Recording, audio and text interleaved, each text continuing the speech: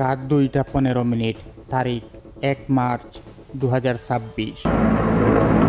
যখন পুরো বিশ্ব ঘুমিয়ে আচ্ছন্ন, তখন মধ্যপ্রাচ্যের আকাশ চিরে দেয়ে এলো শত শত ইরানি ব্যালিস্টিক মিসাইল। লক্ষ্য ইসরায়েলের তেল আবিব আর ইরাকে থাকা মার্কিন সামরিক ঘাঁটি। মাত্র 48 ঘন্টা আগে সুপ্রিম লিডার আলী খামেনির মৃত্যুর পর সবাই ভেবেছিল ইরান হয়তো নতজানু হবে, কিন্তু তেহরান আজ যা করল তা পৃথিবীর মানচিত্র বদলে দেওয়ার জন্য যথেষ্ট। এটি কি কেবল একটি পাল্টা হামলা, নাকি আমরা দোরগোড়ায় দাঁড়িয়ে আছি তৃতীয় বিশ্বযুদ্ধের? আজকের ভিডিওতে আমরা উন্মোচন করব গত 48 ঘন্টার সেই রুদ্ধশ্বাস সত্য। ঘটনার শুরু 28 ফেব্রুয়ারি। আমেরিকা ও ইসরায়েলের যৌথ অপারেশন এপিক ফিউরিতে ইরানের প্রধান সামরিক ও ধর্মীয় নেতৃত্বকে টার্গেট করা হয়। অবিশ্বাস্যভাবে হামলায় নিহত হন ইরানের দীর্ঘকালীন সর্বোচ্চ নেতা আলী খামেনি। গত 30 বছরে ইরানে এমন নেতৃত্বের শূন্যতায় কখনো পড়েনি।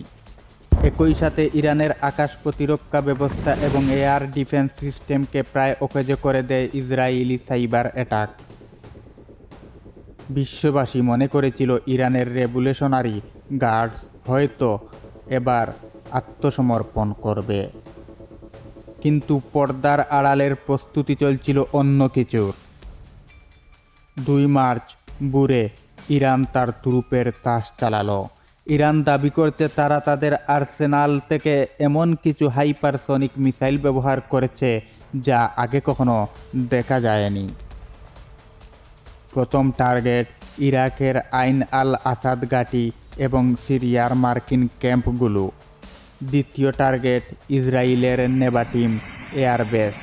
কিন্তু সবচেয়ে ভীতিজনক খবর হলো পারস্য উপসাগরে থাকা পশ্চিমা তেলের ট্যাঙ্কারগুলোতেও ড্রোন হামলা। ইরান পরিষ্কার বার্তা দিয়েছে, যদি তারা তেল বিক্রি করতে না পারে তবে পৃথিবীর অন্য কেউ পারবে না। আজ সকালে বিশ্ববাজারে অপরিশোধিত তেলের দাম এক লাফে ব্যারেল প্রতি $180 গিয়ে ঠেকেছে। ইরান একা লড়ছে না। লেবানন থেকে হিজবুল্লাহ, ইয়েমেন থেকে হুতিরা একযোগে আক্রমণ শুরু করেছে। লোহিত সাগরে পশ্চিমা বাণিজ্যিক জাহাজগুলো এখন পুরোপুরি অবরুদ্ধ। সৌদি আরব, জর্ডান তাদের আকাশসীমা রক্ষার চেষ্টা করলেও পরিস্থিতির নিয়ন্ত্রণ এখন কারো হাতে নেই।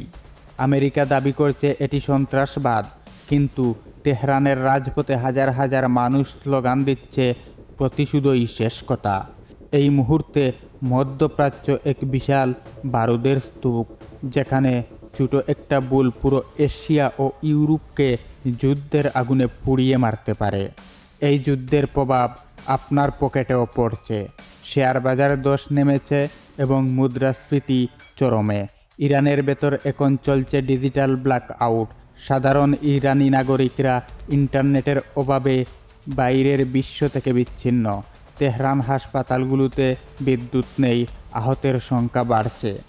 এটি কেবল রাজনীতির লড়াই নয়, এটি লাখ লাখ সাধারণ মানুষের জীবনের চরম বিপর্যয়। 2 মার্চ 2026। ইরান কি পারবে তার অস্তিত্ব টিকিয়ে রাখতে, নাকি আমেরিকা ইসরায়েলের জোট তেহরানের শাসন ব্যবস্থাকে চিরতরে মুছে দেবে? একটি বিষয় নিশ্চিত, পুরো পৃথিবী যখন আর আগের মতো নেই, পারমাণবিক যুদ্ধের ঝুঁকি এখন আর কেবল সিনেমার গল্প নয়, এটি দৃঢ় বাস্তবতা। আপনার কি মনে হয়, এই সংঘাত কি আলোচনার টেবিলে শেষ হবে, নাকি ধ্বংস হবে সভ্যতা? আপনার মতামত নিচের কমেন্ট বক্সে জানান। পরবর্তী আপডেটের জন্য আমাদের সাথেই থাকুন।